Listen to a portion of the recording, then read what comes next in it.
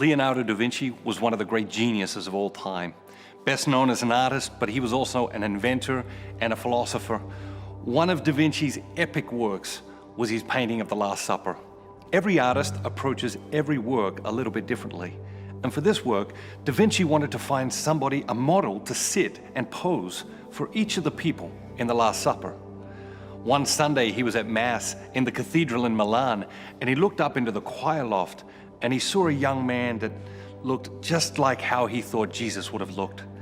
He invited the young man to come and pose as the person of Jesus. In fact, he worked for 3 days painting Jesus into this picture of the Last Supper. And then he began to search for the disciples. Very quickly, he found a James and a Peter and a John and a Matthew. In fact, in 11 months, he found and painted 11 of the 12 disciples, all except Judas. Da Vinci couldn't find a Judas. He searched high and low, but he couldn't find a man that looked like what he thought Judas would have looked like. He walked through the streets of Milan, hours a day, just searching the faces of men, looking for his Judas. He left the painting unfinished for 11 years. And one day, he found him. Walking along the street, he found this man. He had this harshness in his face, this hardness in his eyes. He invited the man to come to his studio and pose for this painting. The man agreed. He came to the studio and he sat, and da Vinci began to work.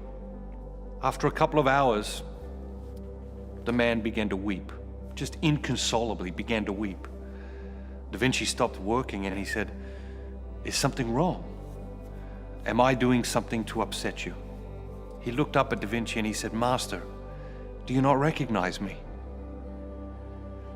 Da Vinci said, "I'm sorry, I don't. Have we met before?" The man said, "Yes. 11 years ago, I posed for you in this same painting as the person of Jesus."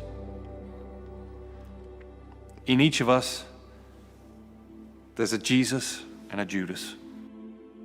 In each of us, there's that best version of ourselves and that lesser version of ourselves, that second-rate version of ourselves, that worst version of ourselves. And the challenge is to celebrate that best version of ourselves, and we can only really be the best version of ourselves in and through Jesus Christ.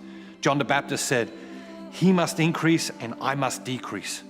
That's the challenge every day, is to celebrate that best version of ourselves. It's to allow Jesus to come more fully alive so that we can become all that God created us to be.